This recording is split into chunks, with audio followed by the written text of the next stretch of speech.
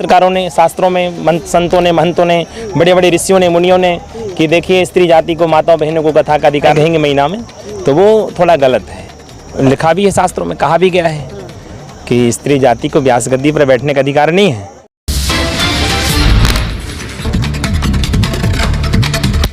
आपकी जन अदालत से मैं हूँ राजा भैया पाल और आप देख रहे हैं पंडोखर धाम। और आज हमारे कैमरामैन के रूप में शंकर व्यास जी हैं जो कि वृंदावन से, झालावाड़ से हमारे साथ जुड़े हुए हैं। और ये जो आज एक्सक्लूसिव इंटरव्यू होने जा रहा है जो किसी परिचय की मोहताज नहीं है। अब तक 400 कथाएं ये कर चुके हैं, वृंदावन धाम से पधारे हैं और पंडोखर धाम में वो आए हैं। आज श्रीमद् भागवताचार्य हैं तो क्यों ना आज व्यास महाराज से वो सवाल पूछें जो अक्सर उनके भक्तों के सवाल होते हैं। सबसे पहला सवाल, श्रीमद् भागवत कथा में कितने श्लोक हैं? जी, श्रीमद् भागवत कथा में, भागवत पुराण में 18,000 श्लोक हैं, 335 अध्याय हैं, 12 स्कंद हैं। ऐसी ये पावन संहिता श्रीमद् भागवत महापुराण की है जी। तो 18,000 श्लोक हैं, जो आपका प्रश्न था भागवत जी में। 18,000 श्लोक हैं, 335 अध्याय हैं और 12 स्कंद हैं। ऐसी ये पावन संहिता श्रीमद् भागवत महापुराण की है। अच्छा, श्रीमद् भागवत में कोई ऐसा श्लोक लिखा हुआ है जिससे संपूर्ण भागवत कथा का सार छपा है? हाँ बिल्कुल है। एक तो पहला श्लोक है, सच्चिदानंद रूपाय विश्वोत्पत्त्यादि हेतवे तापत्रय विनाशाय श्री कृष्णाय वयम नुमः। सबसे पहला श्लोक ये है कि भगवान सतघन चिदघन आनंदघन ऐसे भगवान सच्चिदानंद स्वरूप जो समस्त विश्व का पालन, सृजन और जो संग्रहण, जो तीनों के हेतु हैं, जिनकी कृपा विलासिता से सारा संसार चल रहा है, जो हम आप सब देख रहे हैं, ऐसे भगवान सच्चिदानंद को हम सब मिलकर के प्रणाम करते। बहुत सुंदर ये भागवत जी का श्लोक है। और इसका जो अंतिम श्लोक है सारा भागवत जी का, उसमें सार दिया गया है। क्या है? बोले, नाम संकीर्तनम यस्या सर्व पाप प्रणाशनम प्रणामो दुख समनस्तम नमामि हरिम परम। कि भगवान का नाम संकीर्तन एक ऐसा है कि नाम लेने सारे पाप दूर हो जाते हैं। सर्व पाप प्रणाशनम प्रणामो दुख समनस्तम नमामि हरिम परम। भगवान को एक बार प्रणाम करने से, एक बार नाम लेने से सारे पाप ताप संताप सब नष्ट हो जाते हैं, दूर हो जाते हैं। श्रीमद् भागवत कथा का ज्ञान आपको कितने वर्ष की आयु में पूर्ण हो चुका था? जी, भागवत जी का ज्ञान मुझे हो गया था, मैं 11 वर्ष की आयु में था जब मैं वृंदावन धाम में रहा, अध्ययन किया, वहीं से शिक्षा दीक्षा प्राप्त की और अभी वृंदावन धाम में मैं हूँ। 11 वर्ष की आयु से लेकर आप कितनी आयु हो चुकी है आपकी? अब मेरे 88 का जन्म, 19 फरवरी 1988 का मेरा जन्म है, तो आप हिसाब लगा लीजिए। जी। तो अब तक कितनी कथाएं कर चुके हैं? मैं 425वीं कथा कर चुका हूँ। 425वीं कथा अभी मैंने की थी जिला रायसेन में, गैरतगंज में जी। तो 425वीं कथा कर चुका हूँ। आपकी कथा की 425 कथाओं में से वो कौन सी कथा थी जिसका सबसे ज़्यादा आपको दान दिया गया है, दक्षिणा मिली है? ऐसी बहुत सी कथाएं रही हैं जो यजमानों ने अच्छा दान भी दिया है। और कितना अच्छा दान दिया है? जैसे कि 1 लाख है, 51,000 है, ऐसा। अच्छा, सबसे कम दान कितना मिला अभी तक? सबसे कम 21,000 11,000 ऐसे। हाँ। तो अब 425 कथाओं में से कोई कथा ऐसी हुई होगी जो फ्री में भी कथा गरीब की हो आपने? हाँ, ऐसी बहुत सी कथाएं हमारे पाल जी जो पूछ रहे हैं, प्रश्न कर रहे हैं, बहुत सी ऐसी कथाएं रही जो जमान आए घर पे, कहा महाराज जी में कथा करानी, दान दक्षिणा कम है, तो उनकी भी अपन ने कथाएं भागवत जी की संपन्न की हैं। उनका भी, उनके पूर्वजों का अपन ने उद्धार किया है। क्योंकि भागवत की कथा तो प्रगर्जना करती, गर्जना करती है, गेहे गेहे जने जने के। भाई, भागवत की कथा सुनने से पितर मुक्त हो जाते हैं, पितर पावन हो जाते हैं और जीवन का कल्याण हो जाता है। ऐसी ये भागवत की कथा है। अच्छा, दूसरा सवाल, एक बड़ा सवाल करना चाहेंगे।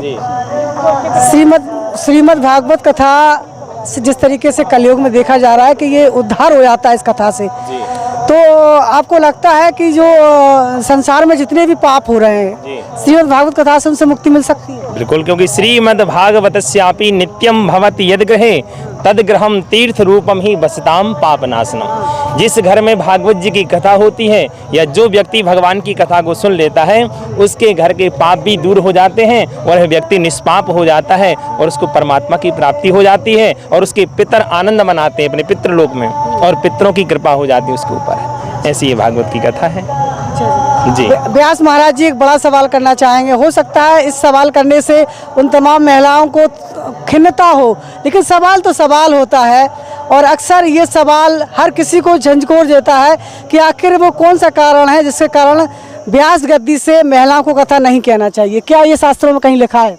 ये शास्त्रों में तो नहीं, संतों ने कहा। इसका कारण यही है कि भाई देखिए, मासिक धर्म का होता है कि भाई अब गद्दी पर बैठे हैं, कभी आपको तिथि का मालूम है लेकिन कभी तिथि घट बढ़ जाती है, उस समय गद्दी अशुद्ध हो जाती है। इसलिए मना किया शास्त्रकारों ने, शास्त्रों में संतों ने, महंतों ने, बड़े बड़े ऋषियों ने, मुनियों ने कि देखिए स्त्री जाति को, माताओं बहनों को कथा का अधिकार नहीं। प्रवचन कर सकती हैं, 2 दिन 5 दिन का कर सकती हैं, लेकिन नियम से आप 7 दिन लगातार कथाएं कहेंगे महीना में, तो वो थोड़ा गलत है और इसमें ऐसी कोई वो राय नहीं है। ये तो शास्त्रों में कहीं लिखित प्रमाण है इसका? नहीं, शास्त्रों में लिखित प्रमाण भी है लेकिन उसको थोड़ा देखना पड़ेगा, अपन को ढूंढना पड़ेगा।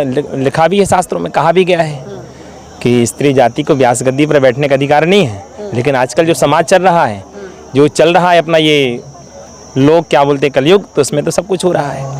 अच्छा, तो जो देश की महिलाएं जो कथा कह रही हैं श्रीमद् भागवत व्यास गद्दी से, वो कथा सुनने से क्या पूर्ण लाभ मिलता है भक्त को? नहीं, लाभ तो मिलता है, दवाई कैसे भी हो लाभ तो करेगी। तो नाम तो भगवान का कल्याणकारी है।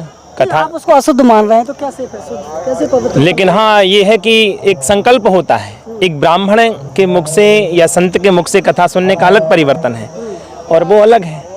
लेकिन नाम तो कोई भी कैसा भी लो, राम दड़ी चौड़े पड़ी सब कोई खेलवाए, भगवान के नाम में किसी का वो नहीं। भाई ठीक, नाम सब ले सकते हैं, भगवान की कथा कोई भी कह सकता है, ठीक है, लेकिन एक संकल्प होता है। अनुष्ठान 2 प्रकार के होते हैं, एक होता है निष्काम, एक होता है सकाम। 2 प्रकार के ये अनुष्ठान होते हैं। ऐसी ये महिमा है भागवत जी की भी। तो सकाम तो मैं ये तो मान के चलूँ कि शास्त्रों में तो नहीं लिखा है कि वो महिलाएं इस कथा नहीं कह सकती हैं, लेकिन ये पुरुषों ने कहा है। मतलब यहाँ पर पुरुषों को आप रखा गया है, उनकी बात मान रहे हैं? नहीं, मैं पुरुषों की बात नहीं मान रहा हूँ, मैं मान रहा हूँ संतों की बात मान रहा हूँ। बड़े बड़े संतों ने, अमलात्माओं ने, महात्माओं ने, विद्वानों ने कहा है, तो मैं उनकी बात का मान रहा हूँ, समर्थन दे रहा हूँ। और तो सब ठीक है, कथा कहने के लिए आजकल तो सब कोई कथा कर रहा है। पहले कथा का अधिकार तो ब्राह्मणों को दिया गया था। संत जो बड़े संत कह रहे हैं, साध्वी ने कहा है किसी ने? नहीं, साध्वी किसी ने, साध्वी क्यों कहेंगे कोई? साध्वी कोई नहीं, साध्वी तो कथा कह रही है, सभी साध्वी कथा कह रही हैं देवी जी। तो संतों ने कहा है, मैं संतों की बात कह रहा हूँ। और कथा का अधिकार तो पहले ब्राह्मण को था, संतों को था, गुरुओं को था। लेकिन आजकल तो कथा हर वर्ग का, हर समाज का, हर जाति का, कोई भी जाति का हो, वो व्यास गद्दी पर बैठकर कथा कह रहे हैं। जैसे कि तुलसीदास जी महाराज ने कह दिया है, बैठी वरासन कहाई पुराना। भाई कोई भी, तुलसीदास जी ब्राह्मण थे कि नहीं? तुलसीदास जी ब्राह्मण थे, पंडित जी थे, वो तो गोस्वामी जी थे। हाँ, ब्राह्मण थे। अच्छा, तो कथा कहने का अधिकार केवल ब्राह्मणों को ही है, अन्य कोई नहीं कह सकता क्या? नहीं, प्रवचन सब कर सकते हैं। कथा का जो अधिकार मूल रूप से है वो ब्राह्मणों को है, संतों को है। जो अपने गुरुओं से जिन्होंने ज्ञान लिया वो कथा का अधिकारी है, वो कथा परोस सकता है। जैसे कि वेद व्यास जी के सुखदेव जी महाराज अध्ययन किया, अपने पिता से, गुरु से ज्ञान लिया, तो ये सब है जी। वाल्मीकि जी ने भी रामायण कही है, वो तो वाल्मीकि समाज थे। वाल्मीकि, उनको ब्रह्म ज्ञान था।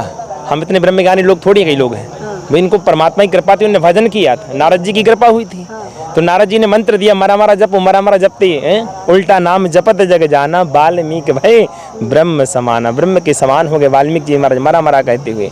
आजकल 1 घंटे के लिए किसी से कह दो भैया राम नाम लो, भगवान का सीता राम नाम लो, तो 5 मिनट भगवान का नाम नहीं लिया जाता है। 5 मिनट लेंगे और 10 मिनट में 10 बार मोबाइल को देखेंगे, तो कैसे कल्याण होगा? बिल्कुल सही बात है। यानी भगवान के दरबार में भी कोई जाता है तो खाली हाथ नहीं जाना चाहता है, कुछ ना कुछ भिखारी मन के तो चला ही जाता है। जी जी, क्योंकि भगवान भी कहते भाई आया खाली हाथ है, ले जा खाली हाथ। कैसे दीन दयाल है और कैसे दीनानाथ। भगवान के दरबार में जाओ तो कुछ आस्था श्रद्धा, कल गुरु जी बता रहे जैसे हमारे पंडोकर सरकार महाराज जी, कि भगवान के दरबार में जाओ तो दोनों हाथ भगवान के सामने पसारो। ऐसे नहीं कि ऐसे से कर लो, प्रणाम कर लो, नहीं कि प्रभु हम आपसे कुछ मांग रहे, कुछ प्रभु कृपा करो, तो भगवान की कृपा होती जी। आजकल जिस तरीके से बहुत बड़े बड़े संत हुए हैं जिनकी फीस 20 लाख, 30 लाख, 40 लाख, 50 लाख तक है जी, है ना, तो ऐसे में गरीबों का उद्धार कैसे होगा? अब गरीबों को उद्धार तो हो ही रहा है, सुन ले तो उद्धार हो जाता है। और फीस तो हम ही लोग देते हैं ना, हम ही लोग फीस कम कर दे तो कैसे? उनको फीस कौन दे रहा है? हम जनता दे रही, हम समाज दे रहे हैं, हमारे श्रोता दे रहे हैं, यजमान दे रहा है, तो उनकी फीस बढ़ती जा रही। ठाकुर जी की फीस देखा जाए तो बहुत अच्छे वक्ता हैं जी, लेकिन जब फीस की बात करते हैं तो लोग तो तारे गिनने लगते हैं, गरीब लोग कैसे काम? हाँ नहीं, इनका फीस तो भाई बड़े, जैसे डॉक्टर के पास हम जाते हैं, कोई छोटा डॉक्टर है, कोई बड़ा डॉक्टर है, कोई MBBS ज़्यादा बड़ा है तो उसकी ज़्यादा फीस है। ऐसे ही वक्ताओं में भी है, कोई हर प्रकार के वक्ता हैं, कोई एक पैसा भी नहीं लेते, पैसा भी छूते नहीं हैं, और कई कहते भैया छूते नहीं लेकिन गांठ बांध दो, पुटरिया बांध दो, पैसे हम स्पर्श नहीं करते लेकिन कपड़े बांध दो, कुछ ऐसे भी हैं। तो हर प्रकार के वक्ता हैं और हर प्रकार के श्रोता भी जी अच्छा जी। एक बड़ा सवाल आपने बहुत अच्छा बताया कि लोग पैसे नहीं छूना चाहते हैं, लेकिन अब पीछे के दरवाजे से मोटी रकम जाती है। जी। गांठ बांध दो। गांठ बांधो, पोटरी बांधो, छूते नहीं। क्यों भाई? एक ने प्रणाम कर रहा था, एक चेला था, नहीं बोले पैसा नहीं चाहिए हमको, हम छूते नहीं, स्पर्श नहीं करते लक्ष्मी को। तो साष्टांग दंडवत किया, उसने प्रणाम किया, जाने लगा। बोले कहाँ जा रहे, इधर आओ। बोले भाई छूते नहीं, लेकिन इस गमछे में बांध दो, पोटली में बांध दो। ये बांधते हैं, तो कुछ बांधने वाले हैं और कुछ छूने वाले, दिखावा है कुछ लोगों का, ऐसा भी है। तो लेकिन सच्चा वक्ता तो वही है। विरक्तो वैष्णवो विप्रो वेद शास्त्र विशुद्धिकृत दृष्टांत कुशलो धीरो वक्ता कार्योति निष्प्रहा। जो विरक्त हो, वैष्णव हो, विद्वान हो, जो बोले श्रोताओं का समाधान कर सके, शंका का समाधान कर सके, ऐसा वो वक्ता उत्तम होता है। जैसे हमारे डोंगरे जी महाराज थे, और आज भी बहुत से वक्ता हैं कि जो बड़े विरक्त हैं, बड़े भक्ति भाव से भगवानी कथा श्रवण कराते हैं हर वर्ग को, हर समाज को, हर श्रोताओं को। अच्छा, ये पूरा पर्चा जानना चाहेंगे? जी, मैं दीनदयाल शास्त्री जी महाराज पाठक जी, मैं वृंदावन धाम में रहता हूं और जन्मभूमि हमारी सागर एमपी की है। क्या मोबाइल नंबर है आपका? मेरा मोबाइल नंबर है 9399669285। जी, ये मेरा मोबाइल नंबर है। यदि कोई आपकी कथा कराना चाहे तो क्या दक्षिणा होगी आपकी? दक्षिणा उसकी श्रद्धा के ऊपर है और हमारे ज्ञान के ऊपर है। उसकी जो श्रद्धा, जो भक्ति होगी, वो दक्षिणा है। क्योंकि भागवत की कथा में दक्षिणा मांगी नहीं जाती। दक्षिणा तो यजमान अपने स्वतः प्रेम पूर्वक श्रद्धा भक्ति से देता है, वो दक्षिणा आपकी फलीभूत है। क्योंकि कहा गया है, सहज मिले सो दूध सम और मांग लिया सो पानी, और खेचा तानी रक्त सम ये संतों की बाणी। चलिए, तो आपकी जनता वाली में फिलहाल इतना ही। जुड़े रहिए हमारे साथ, और जो भी आपके सवाल हैं कमेंट बॉक्स में लिखिए। नमस्कार। थे पाल ढाबा, जब भी खाइए अच्छा खाइए। लजीज भोजन एवं स्पेशल लस्सी के लिए तत्काल संपर्क करें। पंडोखर धाम से 2 किलोमीटर दूर समतरतराहा बीसलपुरा गांव, पंडोखर धाम। इसको लगातार बढ़ाते रहिए। जुड़े रहिए आपकी जनता वाली के साथ। नमस्कार। Evergreen colours India private limited, रंग है तो जीवन है। Stay home, stay safe.